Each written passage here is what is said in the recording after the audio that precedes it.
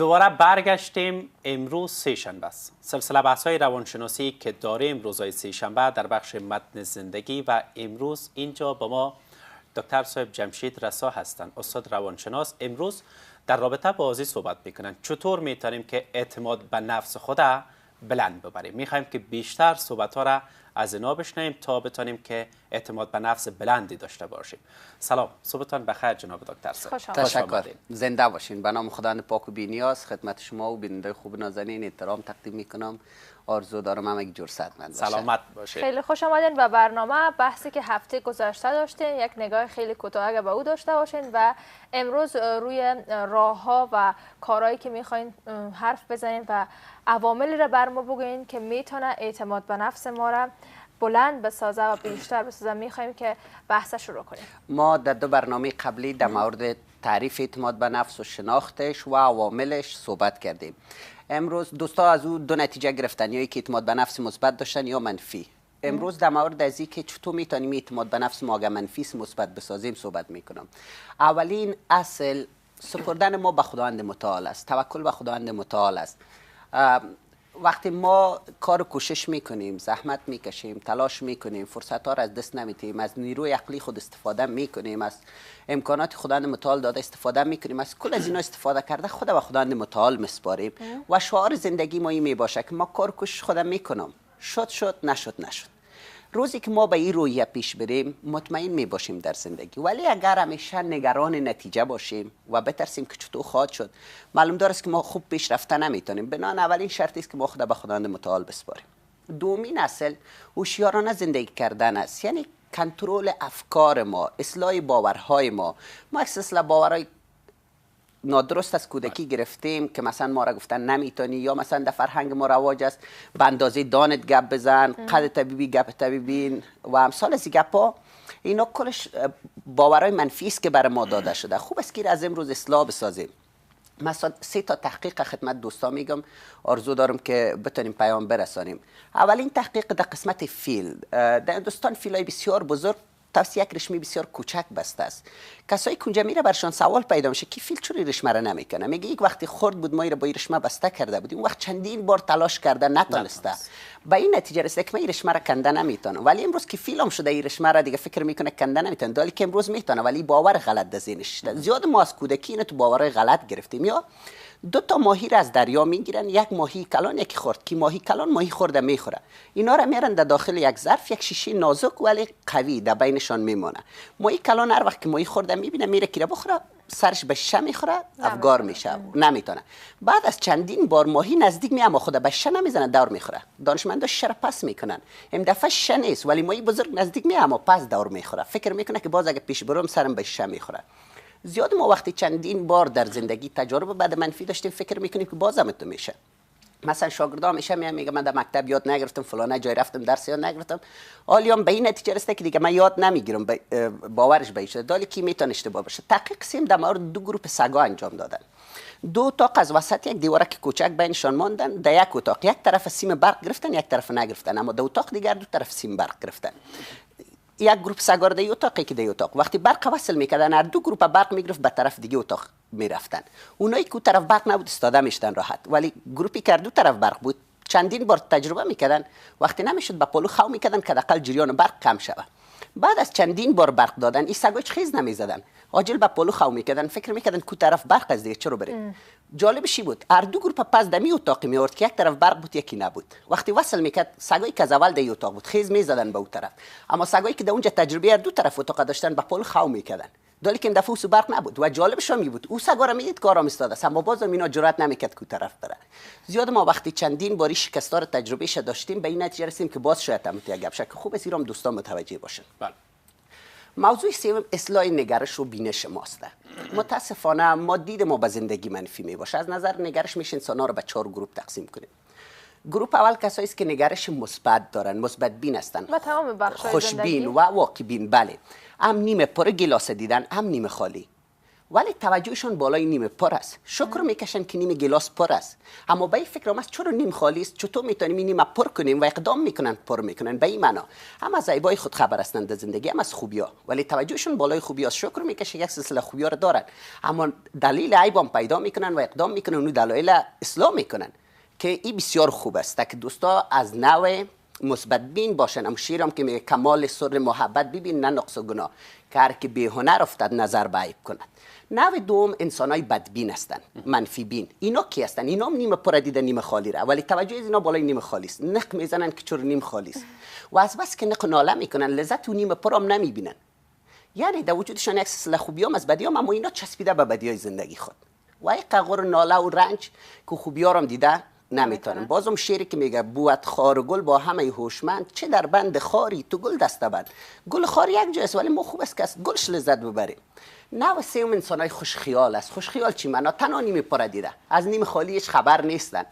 اینا کسایی است که تنها خوبیای زندگی خود دیده اما بدیار نده و نقصش است که بدی‌ها پیشان همیشه باقی میمونه و معمولا این کسا حالتای شیدایی و سرخوشی داره و در زندگی زیاد نقص میکنن. مثلا در ازدواج بسیار شتاب زدن، یک کسی دگ میمونی ده خوشش آمده دیگه او رو در خانه فکر نکرده بیاراش چطور خواد بود، آشپزخانه چطور خواد بود، بعدا امرش به جنجال میشین. یا در تجارت میرن سرمایه گذاری ها میکنن، تنها خوبی‌ها رو دیده اما باز از نقص نواقصش خبر نیست که خوب است ایرام دوستا در نظر بگیرن.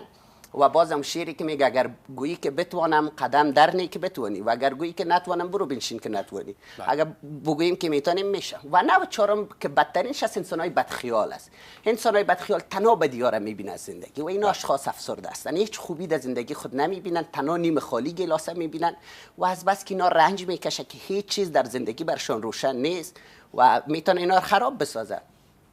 که بازم شعری که میگه پیش چشمت داشتی شیشه کبود، زان سبب دنیا کبودت می نمود. اینا اینا که بد زدن در چشم خود کلی چیز بد میبینن و در مقابلش خوب است شیره به یاد داشته باشن گر تو را نور یقین پیدا شود میتواند زشت هم زیبا شود.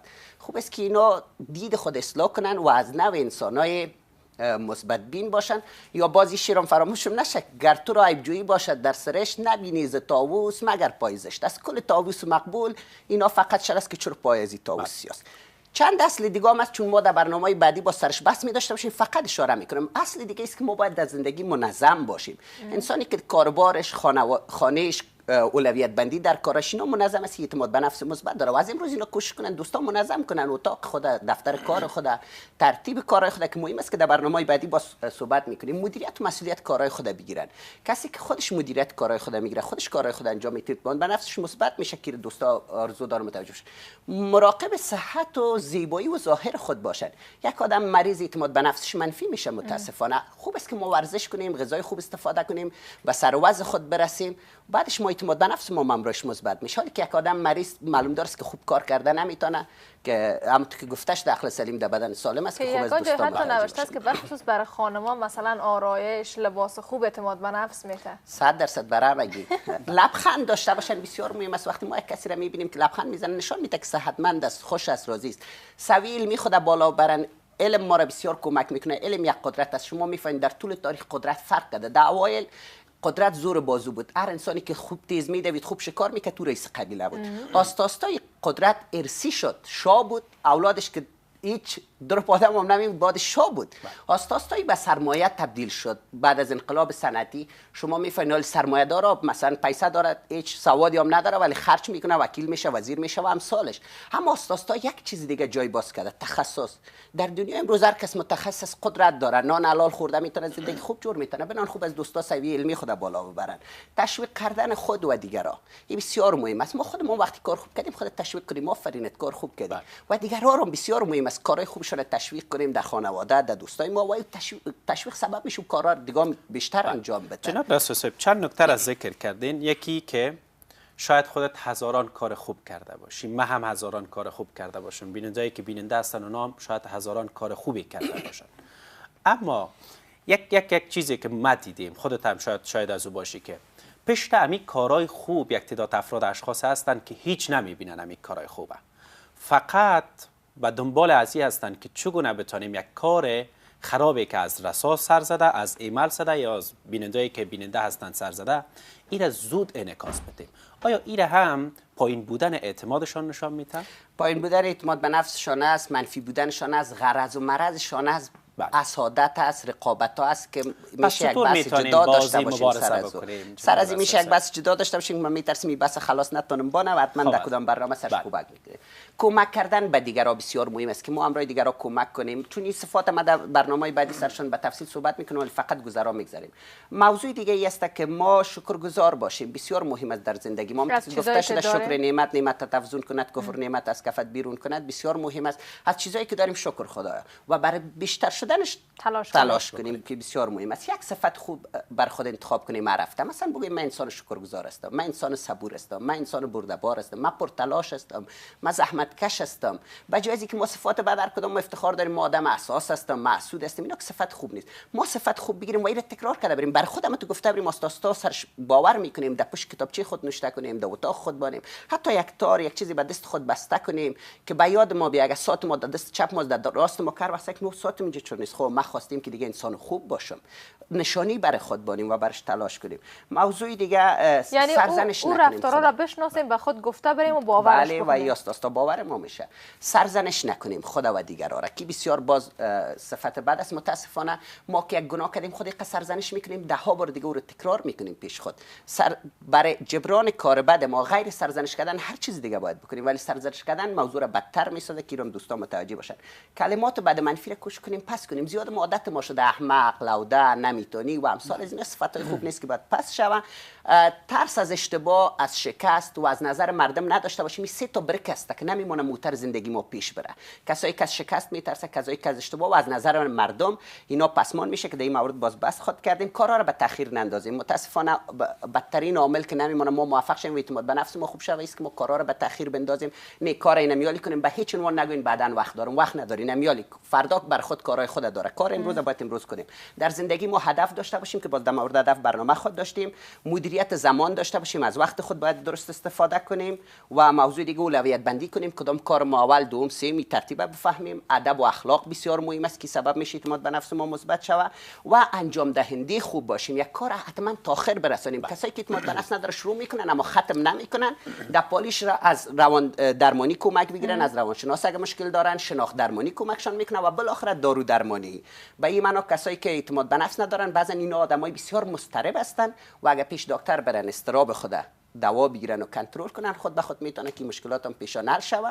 ولی حتما باز بخیر در برنامه بعدی موضوعات تفصیل خواهد دادیم و هفته بعدی بخیر در مورد عزت نفس صحبت میکنیم که یک بحث بسیار مهم است که دوستا منتظرش باشن. تشکر از شما، لطف کردین که تشریف آوردین. عزیزانی که بیننده هستین، شما میتونید این بخش برنامه را در صفحه ما و در یوتیوب پیدا کنید و بحث های هفتهوار ما را در اونجا شما دنبال کنید اگر برنامه را نتونستین مکمل ببینید. من هم سپاسگزار هستم از جناب رسول صاحب. گاهی وقتها صحبت ها هم انسان آرامش میبخشه. حال هم میریم به طرف تازه ترین های خبر ساعت 8 و پس از او هم در ادامه برنامه با ما باشید.